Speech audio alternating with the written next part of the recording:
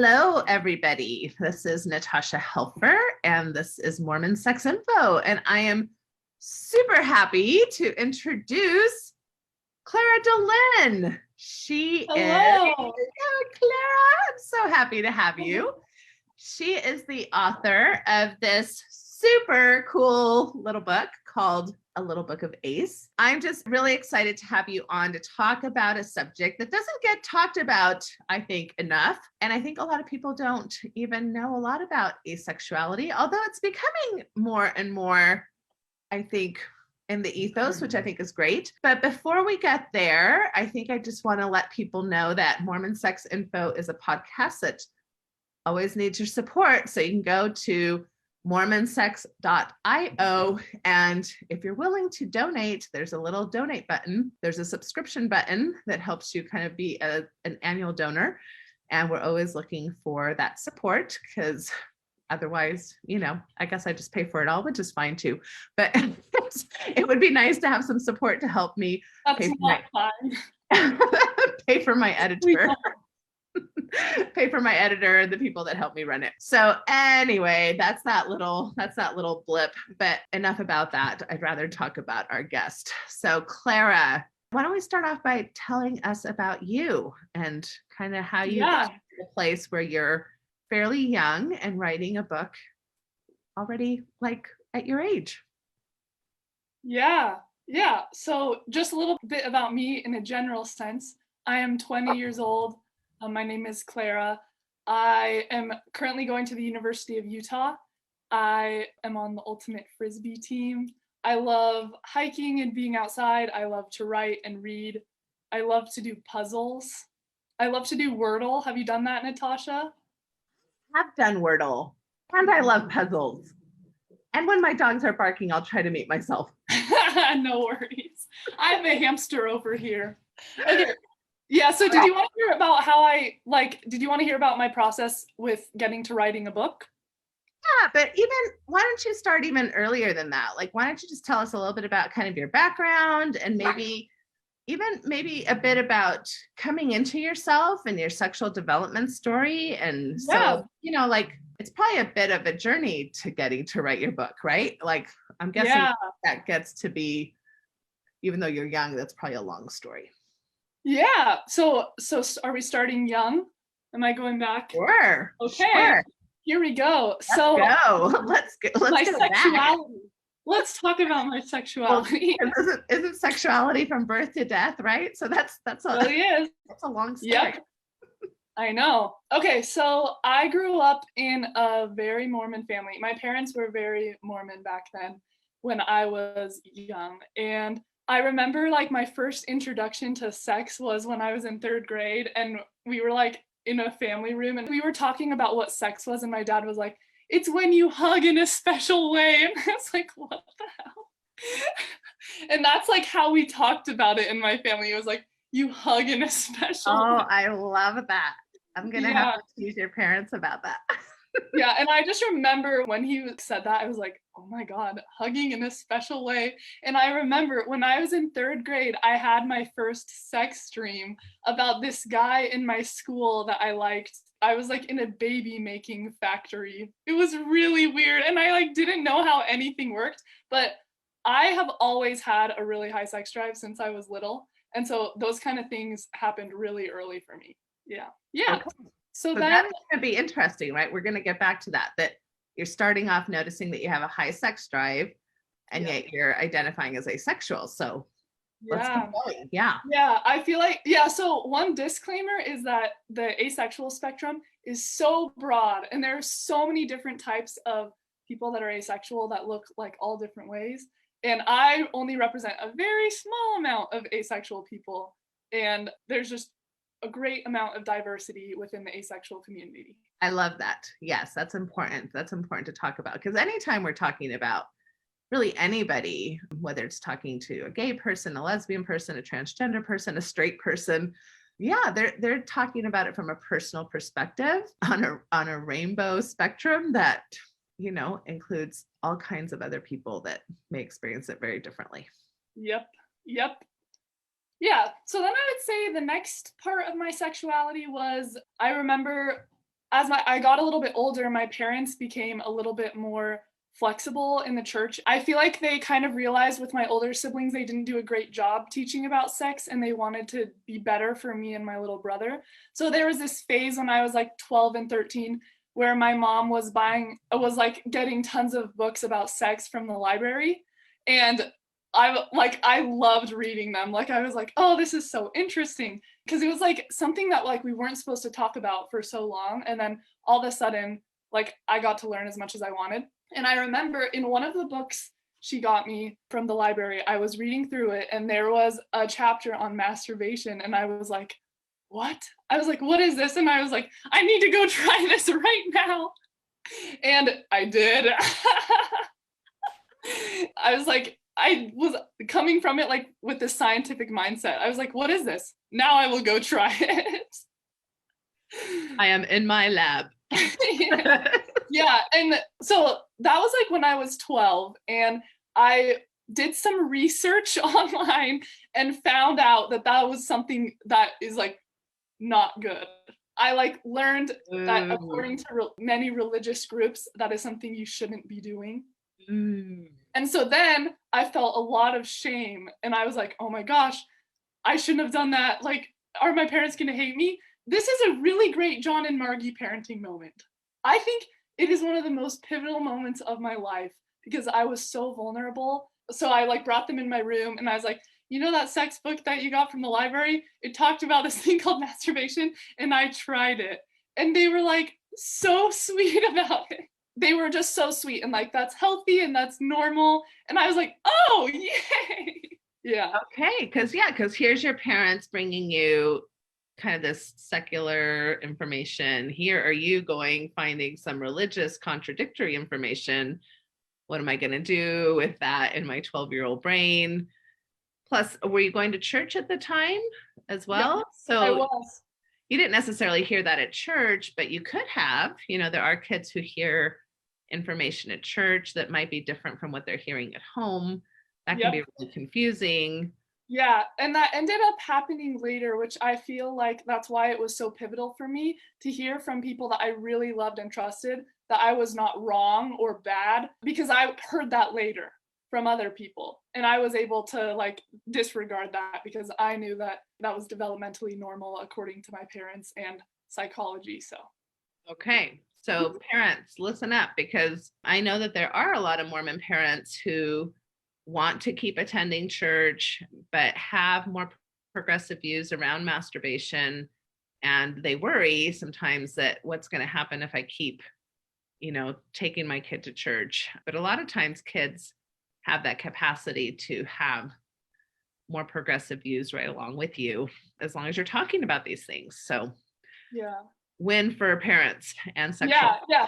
And I actually, so after that conversation, I, for a second was like, oh, this is fine and normal to talk about. And I brought it up to my siblings who were still super Mormon at the time. And that conversation did not go well. Like, it was like very much like, we don't talk about that. And so then I like never talked to anyone about it again, but I felt fine about it. Okay. Yeah. Okay. Interesting. Yeah. All right.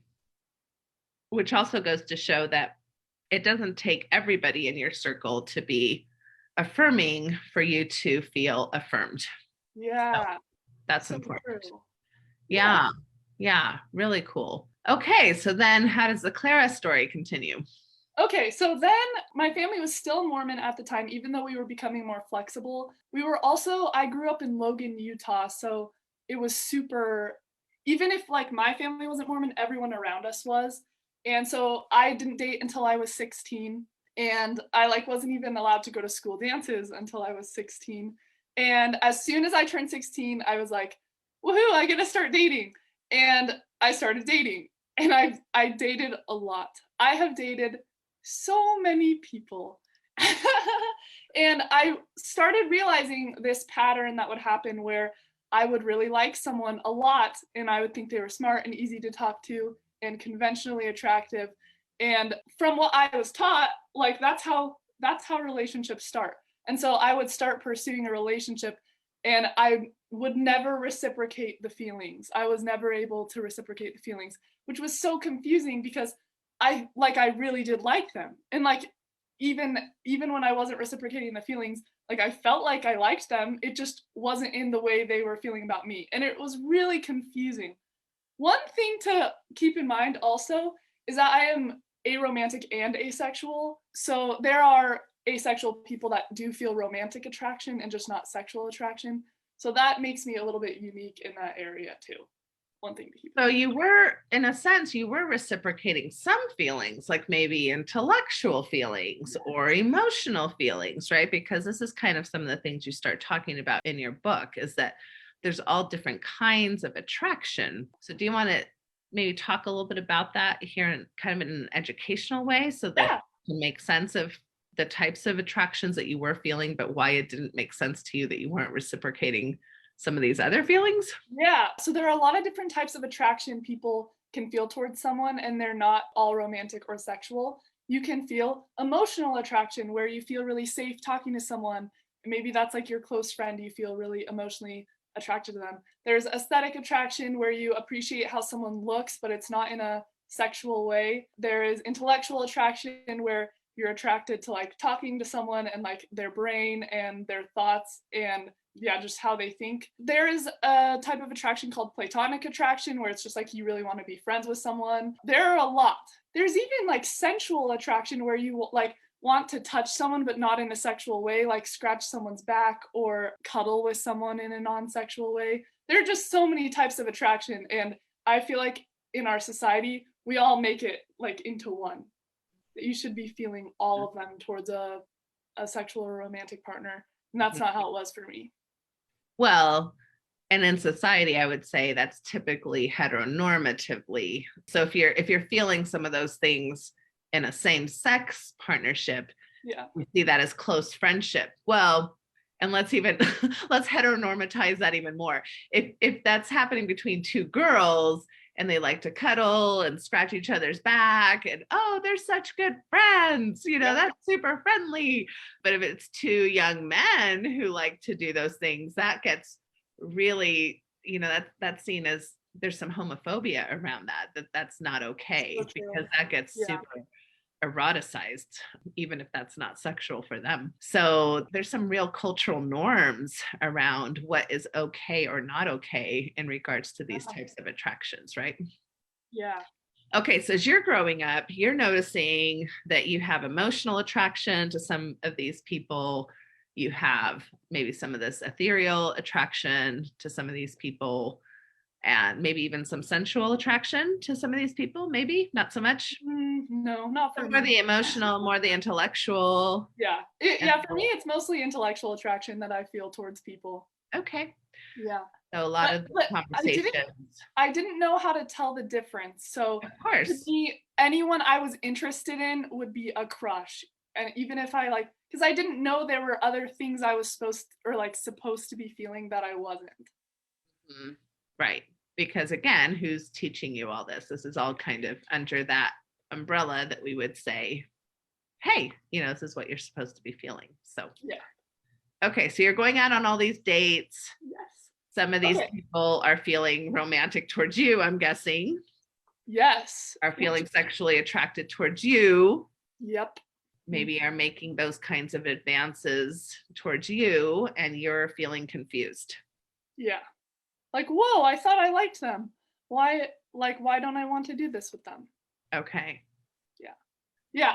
Okay, so I'd say the next step in my sexuality was when I was 17 and I hadn't kissed anyone because I was thinking I was going to wait until I found someone who I had really strong feelings for, I think a lot of people think that about their first kiss. So I was waiting for that, but that was not happening, and I was dating so many people, and I wanted to kiss someone, but I just wasn't feeling that way about people. And I was hanging out with my friend and his friend too, and it was 1 a.m. and I was about to drive home, and he was like, Clara, you haven't had your first kiss yet, and I haven't either. Wanna practice on each other? And I was like, yeah. And I really wanted to. I knew I wanted to, but I was nervous. So we did a Spider-Man kiss. A Spider-Man kiss was my first kiss. through a Are you car talking about the window. upside down kiss? Yeah, so I was in my car, like in the driver's seat, and he like hung on the top of the car. It was elaborate, Natasha. Yeah, my friend who I liked a lot, not in a romantic or sexual way, but like we had a lot of fun together. I thought he was really funny. I trusted him. I wasn't even like aesthetically attracted to him at all, but it was fun. And we like practiced on each other for a while. Like we had this emoji we would send each other and we would go up the canyon and make out with each other. It was like the exploration phase for me and it was exciting. And like even though I didn't have feelings for him, it was fun for me and I liked it. Mm-hmm. Yeah. Mm-hmm. Okay. What was fun about that was this kind of exploratory phase, getting to try something new, the sensation of it. Yep. Yes. Yep.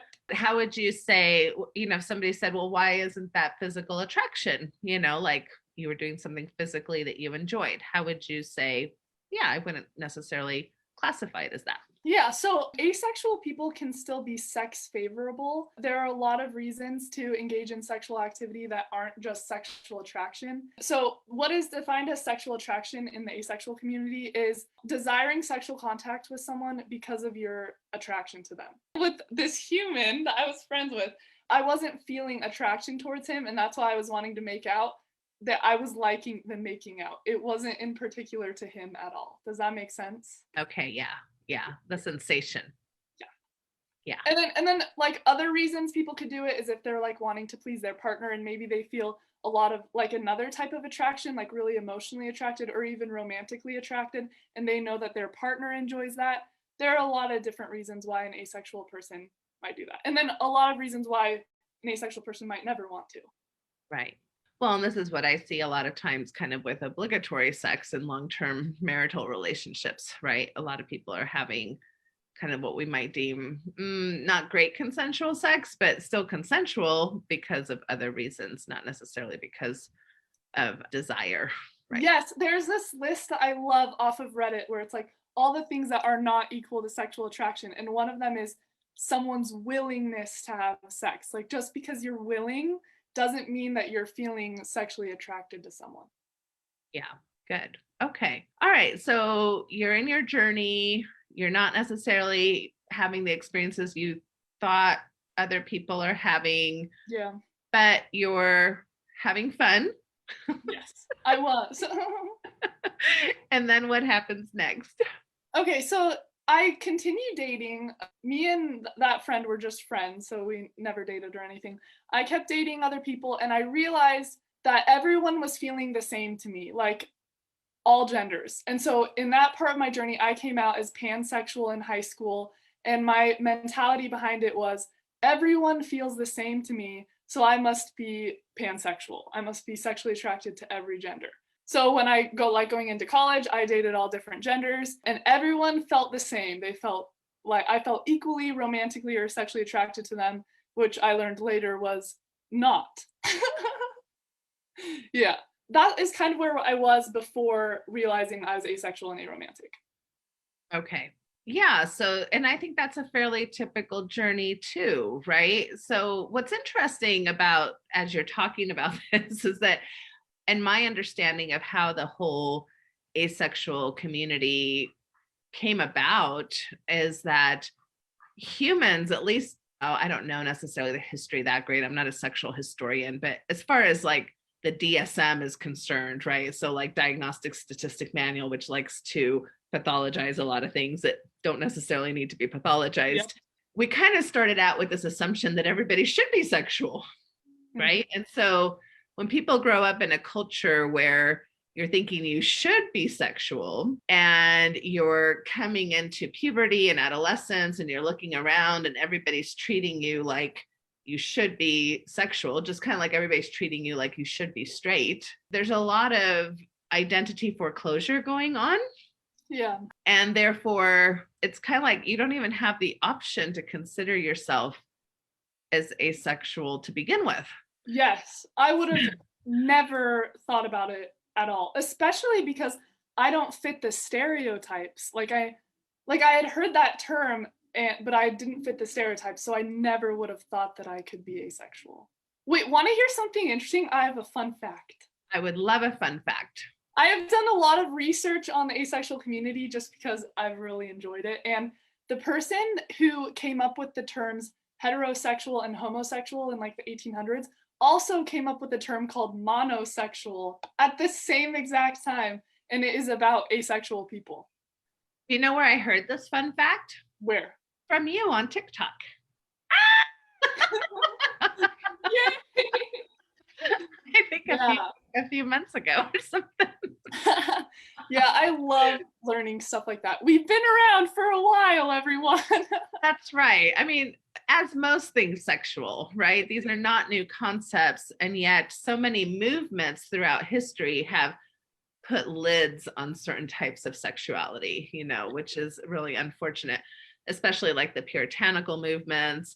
Yeah, it's just really unfortunate and tragic, some of the things that we've been through as a human kind of body.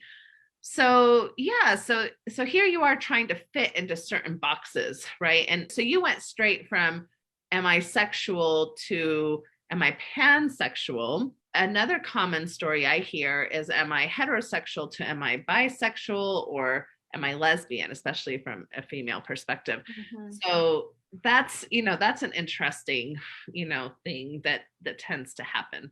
And it's kind of like asexual tends to be like the last box people. I know it is. Yep. Yeah. I've noticed the same thing whenever I share my progression on TikTok where I'm like, I thought I like assumed I was straight and then I went to pan and then I went to asexual.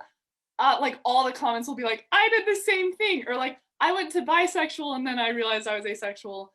So it's really common to have that happen. Yeah. And there's something kind of unfortunate in that, although I think there's some reasons why you may want to kind of like, for example, and this is probably where you may have some critiques for me, and we'll talk about that. Like one of the reasons I think people are sexually repressed is religious oppression, mm-hmm. right? And that can really shut people's sexuality down. And so a lot of times people are like, well, am I asexual or am I religiously suppressed, right? And that can be a question they're asking themselves. Mm-hmm. And so they're wondering that. And I think that's a good question because that's another form of identity foreclosure is you didn't get to even explore your sexuality, right? Mm-hmm. And at the same time, I think the asexual community has done a really good critique of society in general. Like, don't treat us like we're broken.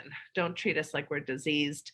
Don't treat us like we have to be sexual in order to be functioning, normal, awesome human beings. Yeah. So that's been a growing movement. Another interesting research study that just came out is that young people, so all of you people, mm-hmm. are having less sex than normal. Whoa, I did not know that.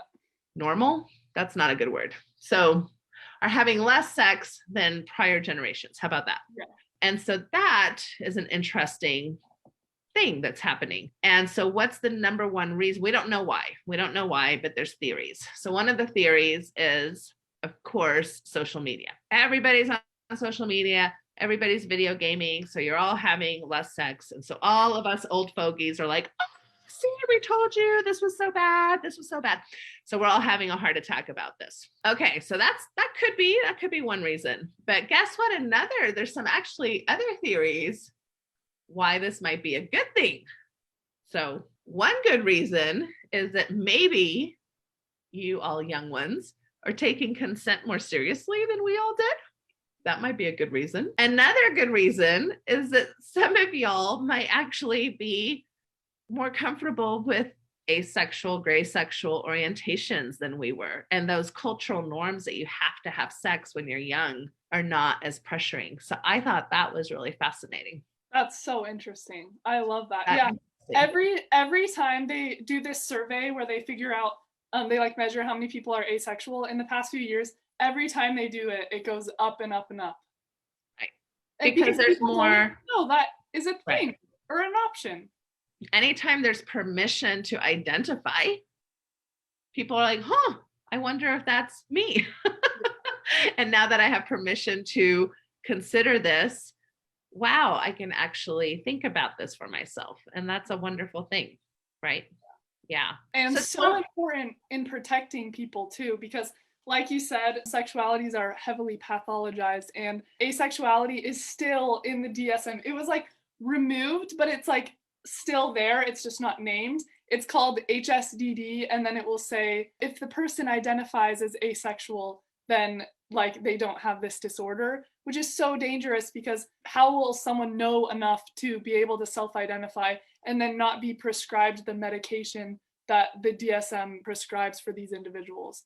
Which You're is talking about hyposexual desire disorder. Yeah. Yep. Right. Which is supposed to be, I mean, that's a low desire disorder, which is supposed to be somebody who is distressed about low desire, which is very complicated. Like right now, I'm running a Reclaiming Female Sexual Desire group, and I talk about all the reasons you might have low desire. And I have a list of about, I don't know, 50 different reasons. I know, it's so complex. Yeah. Which may or may not, have anything to do with, which a disease, right? And one of course, I have on there, you have an asexual orientation or and even low desire is a reason in of itself. We come with different drives. Like we just, some people. That's interesting too, because you were talking about religious suppression and people questioning asexuality because of that. Another thing that a lot of people on my TikTok have talked about is trying to understand the difference between just having a really low sex drive and asexuality, because those are also different. And so all these things can be like mixed together and people can be like, I don't know which one I am. And it can be really confusing. Mm-hmm. Yep. And then hormones and then age and then babies and then 500,000 things. So, and trauma. And then at the same time, we have sometimes, like, I loved one of the pages in your book. You compared this to cake. You're like, everybody should love cake. And then one of the things you said is like, oh, if you don't like cake, you have cake trauma. You must have had cake trauma. And although I think it is important to look at trauma as a component, sometimes trauma gets too easily blamed, right? Because there are plenty of people who've had traumatic experiences, especially around sexuality, who have high libido, who have healthy sex lives, who enjoy sex, and then to automatically assume that that's what's happening with somebody who has low drive or not interest in sex is an unfortunate, I think, too quick correlate that happens. Yeah. And inappropriate. Yeah, I think so too. All right, so let's finish up kind of your developmental story, because we're kind of to the part where you're identifying as pansexual. So what kind of gets you to the point where you're like, wait a minute here? Yeah. So how I want to identify. Yeah. So I have some queer siblings, and like 2 years ago, one of my queer siblings was like, hey, because I would always talk to my family about these things and like how I was confused and how it didn't make sense. And so they were like very much aware of all my dating problems. And I remember my sibling like 2 years ago was like, have you ever looked into being asexual? And I was like, no. And I looked it up and I was like, oh, that couldn't be me. Because again, like the first things that come up aren't like, you can have a high libido and be asexual. And I had always considered myself like a super sexual person. So I was like, that could not be me. And I kind of like pushed it out of my brain. But then more recently, they brought it up again and they were like, have you ever looked into being asexual? And this time I felt like I was at the end of a crossroads. Like I kept hitting the same situation over and over and I wasn't like figuring out why. And so I really, really researched. I went on asexual Reddit and watched a bunch of asexual YouTube videos, and I learned about the diversity within the asexual community. One of the biggest asexual groups on Facebook is the kinky asexual group. It's like kinky aces or something. So I learned all this stuff, and I learned about different identities like agosexual under the asexual community, where it's like, yeah, in where I was like, oh, that sounds like me. It made me realize that I had a place within the asexual community, and I read a bunch of stories that were like mine, and that's how I arrived at that conclusion. Yeah, so meaning that you have a sexual drive and you enjoy masturbation, you enjoy solo sex, but there's not this sexual attraction to have that sexual experience with another person. Exactly. Yep. Nailed it. So your sexual drive is with yourself. I think that there's a statistic out there that within the asexual community, I think like 80 to 90% of asexual people talk about masturbation, as a common part of their life. Mm-hmm. So it isn't about you're not having sex per se. Exactly. It's solo sex. Yep. And it's not partnered. Or you could even have sex with other people just without the sexual attraction. Mm-hmm. Kind of like what you were talking about, the Spider-Man kissing. Yeah. It's a functional sexual encounter. Exactly. For mm-hmm. like a release. Yep. Which really flies in the face of all of this kind of romantic necessity for emotional connection and for sexuality. In order for sexuality to be, what do I want to call it, satisfactory, it has to be emotionally connective. And that is inaccurate. Yeah. Oh, I also have an analogy for anyone watching that is confused, because I feel like the most common thing that people get confused about is that there can be sex favorable aces. So I have an analogy for you if you're feeling confused. I love analogies. Okay, here's the analogy. You cannot be hungry, you can be full and eat a piece of chocolate and think, that tastes good. That is my analogy for you. I love that. I have that problem all the time. Oh, I shouldn't call that a problem. I consider that a problem because I probably need to lose 10 pounds, but but I have that. I enjoy chocolate all the time when I am satisfied and not hungry. Yep. I love that. Okay. So as you came into this kind of space of identifying as asexual, was this a relief for you? Yes. It was one of the most relieving moments of my life, because I realized I was doing all of these things because I felt like I had to, and I felt like there was a timeline and I was behind and I was trying to figure things out and I was confused. And then it made me realize, so I think a lot of people when I initially came out were afraid I was putting myself in a box, like I'm asexual and that I could never get out.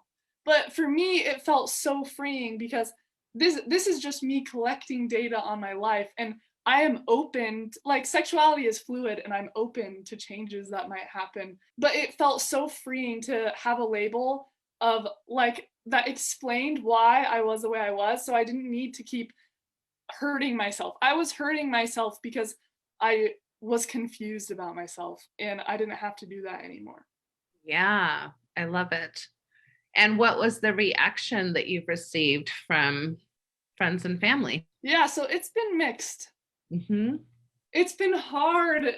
Okay, I feel like people are afraid of asexual and aromantic labels. Like, people are afraid of that and they think it's scary and means all this big stuff. And so a lot of people close to me reacted with a lot of fear and feeling like there are a lot of common reactions people that are asexual get, like, you just need to wait for the right person and all of these other things.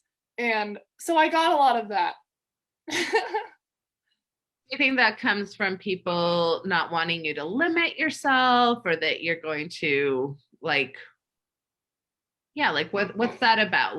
What's I also negative reactions about? I think it's also just not fully understanding what asexuality is, because I hear a lot of people that are like, I found my right person. Like, I found my person and I still don't feel sexual attraction to them, but they're my person. I just think the way people think about it is not correct. And like, a lot of people don't understand what it really means. So I think the people in my life were just afraid and and I became very public about it very quickly. I wrote my book 2 months after I came out and published it, and I started doing TikTok because I thought it was super important. I gave a presentation at the University of Utah on asexuality, and I think for some people it felt scary because it was fast. Right. And maybe didn't understand the journey that you had been through, right? Kind of. So once you landed on it, it felt really comfortable for you. It did. Yeah. I've noticed that on TikTok, you've gotten some pretty abrasive comments. What do you think that's about? What are people threatened about? I don't know. I talk about this all the time, where it's like asexuality is the least threatening sexuality. Like like literally there's nothing to be, we like don't affect anyone. So I don't know. Yeah, I get a lot of mean comments. People are like, now kids are just making shit up, or like saying that I'm repressed because I was Mormon. I have a lot of people that are like feeling bad for me, which is a really common reaction. Yeah, I don't know. People aren't always nice. People don't educate themselves and like want to learn themselves. They like, I'll have people commenting the same questions. Like I've made like 10 videos on the same thing because people won't just Google it themselves. I think it's hard for people to learn new information. People don't want to. Yeah.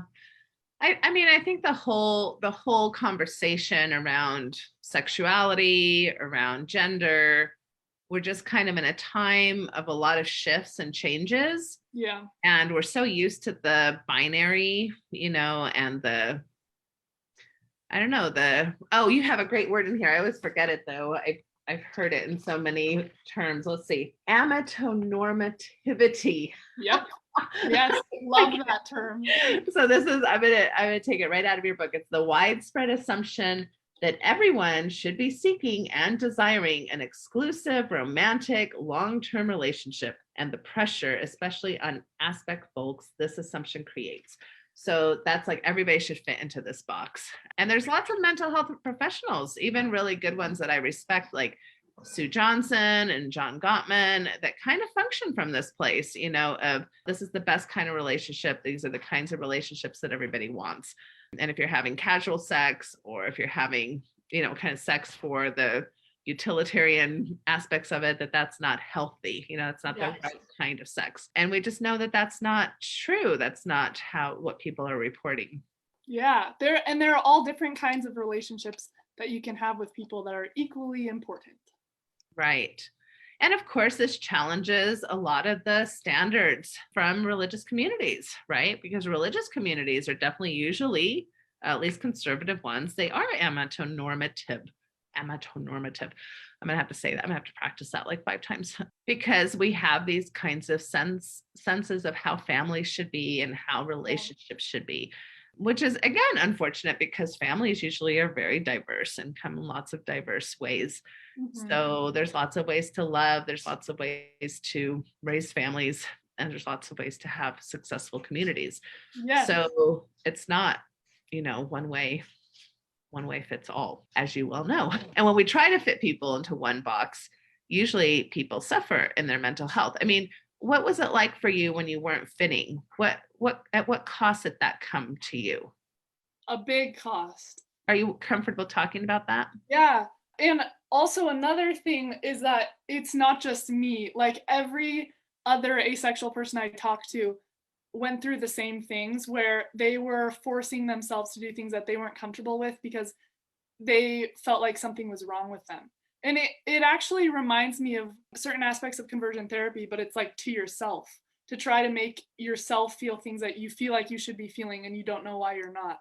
And so a lot of asexual people will gather trauma from trying to make themselves fit in somewhere where they aren't fitting. Yeah, for sure. Well, and I think in a lot of ways, this can be kind of soft conversion therapy, even within just normal therapy practice. Yeah.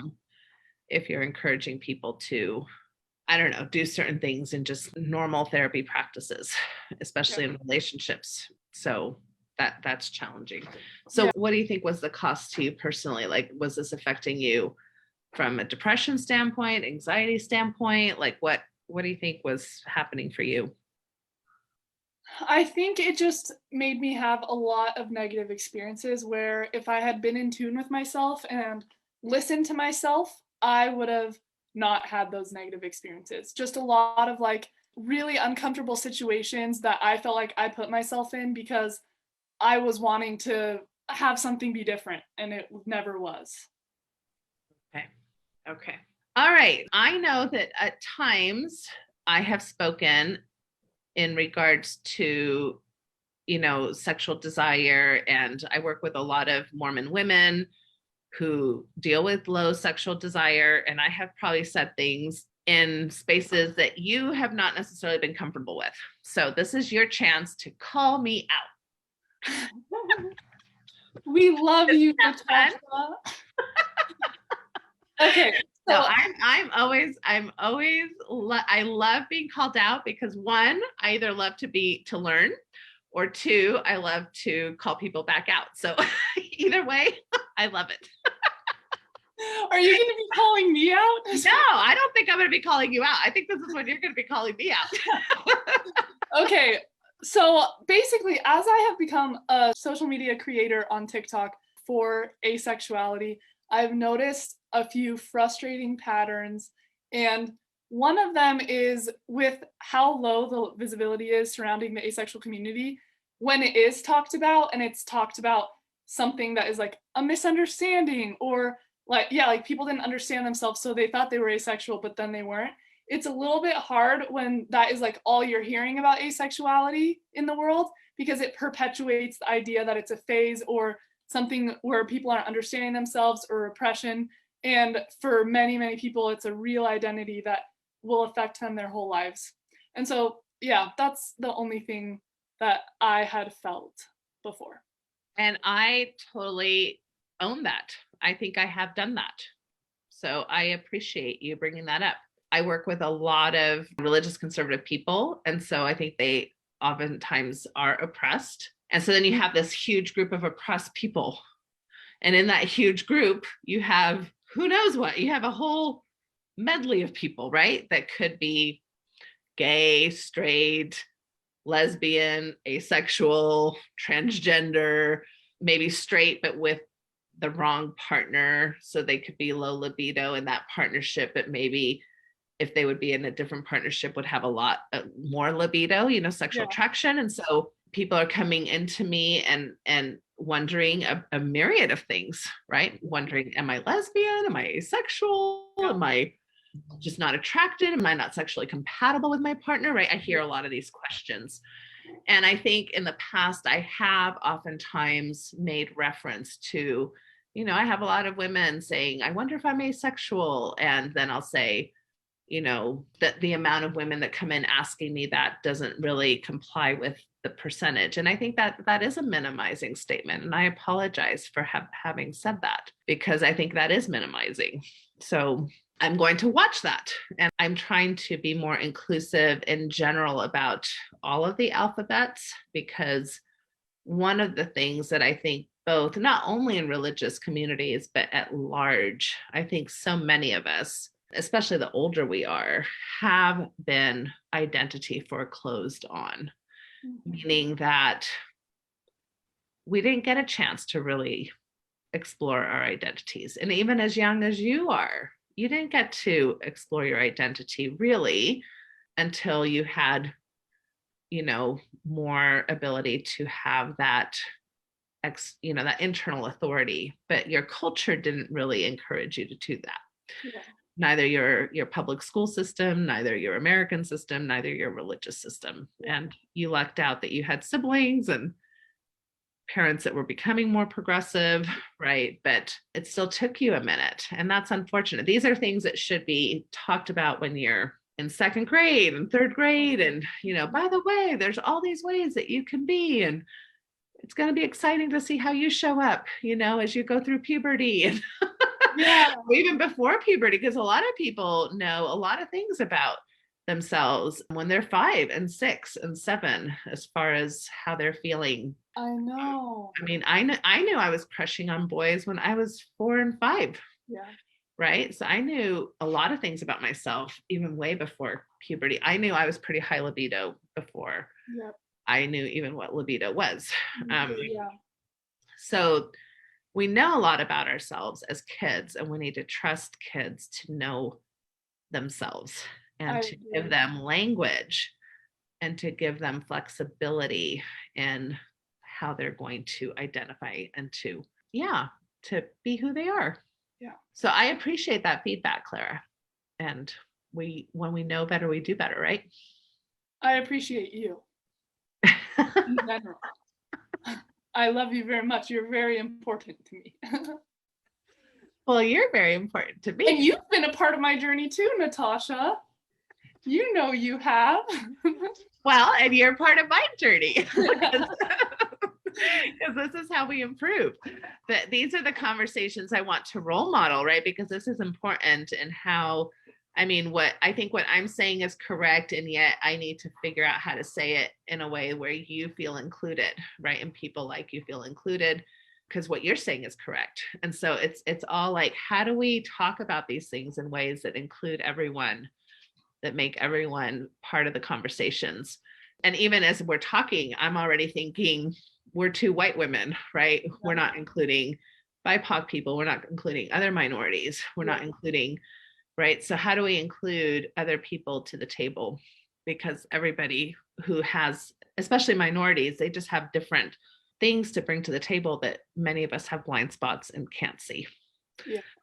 So unless we ask them or include them to the table, our conversations are going to just leave them out. Mm-hmm. So, yeah. Well, this has been awesome. So, where did I put your book? So this is the book. You have to get it. A Little Book of Ace. It's lovely. It's done like very simply. It has some lovely little fun illustrations. It's very easy read.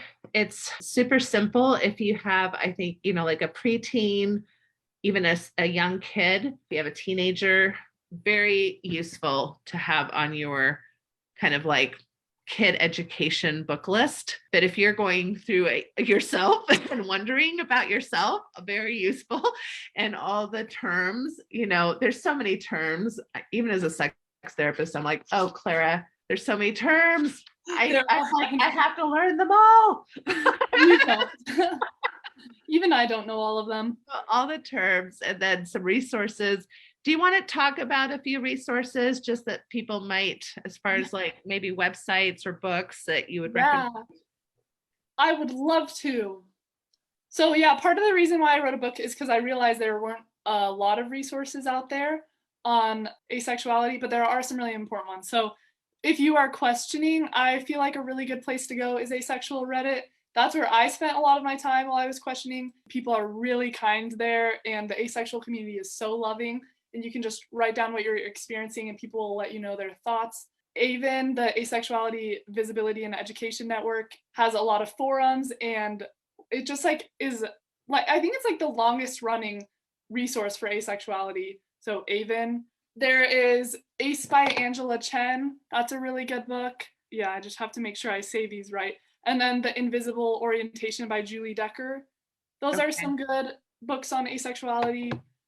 Yeah, and it's really exciting because we're in a time right now where there's becoming so much more visibility. So there will be more, but those are my top ones right now.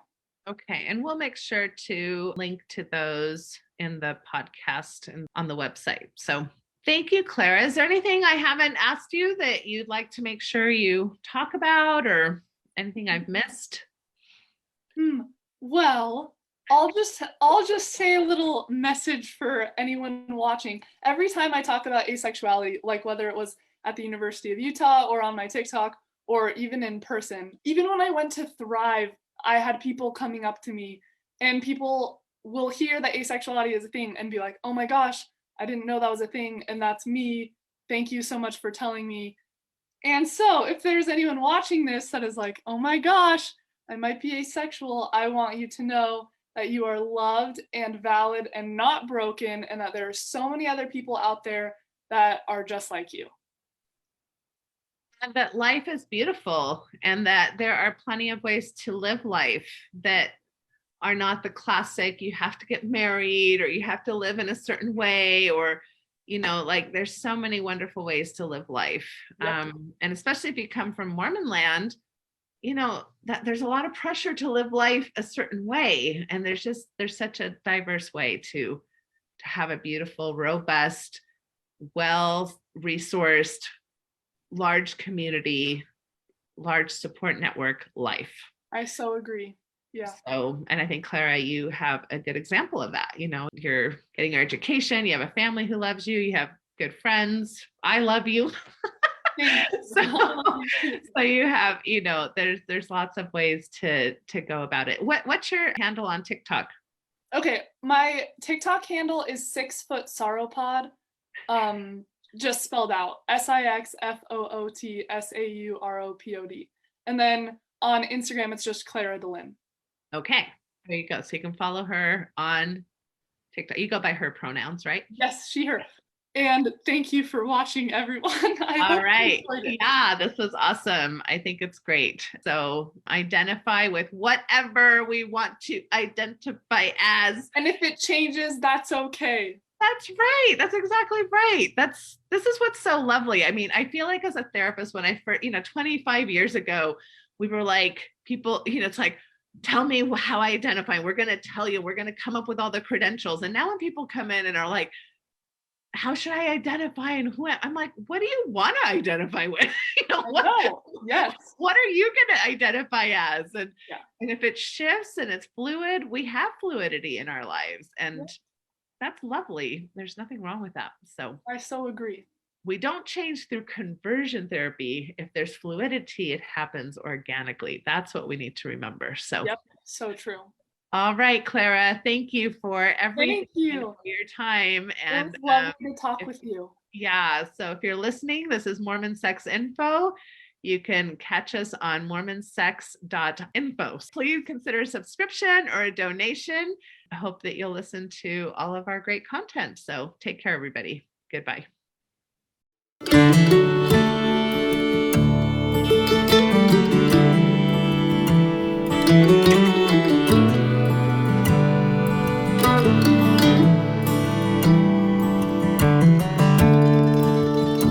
We took the long road home, turned minutes into miles,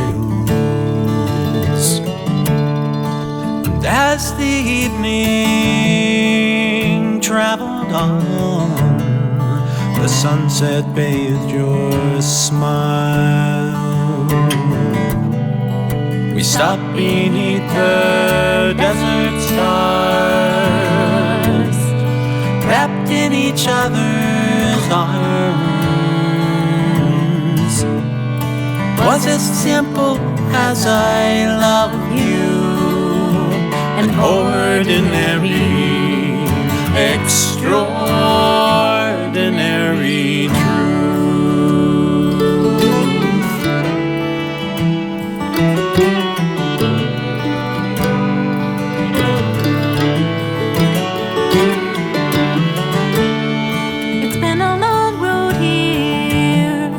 A trail with tears, pain and sorrow too. But through every storm we traveled on, like lovers do. And if sometimes we fell apart, we always came back home.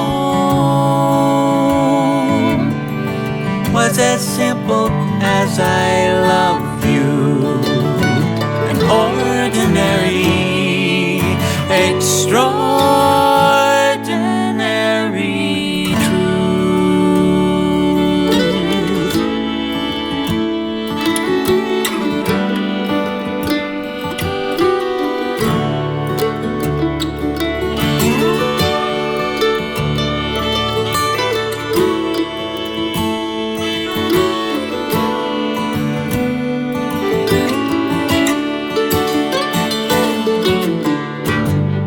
Some people say love is blind and forever is too long. But I see your eyes in every sunrise. Can't imagine life alone.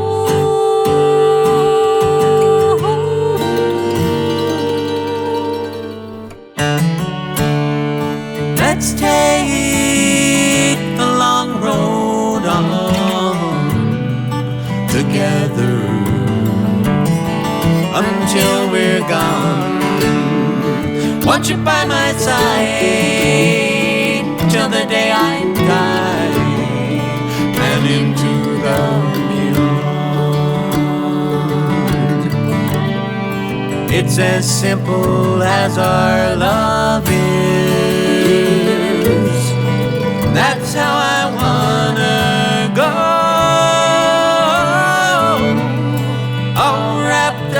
in the arms of our extraordinary. It's nothing ordinary love.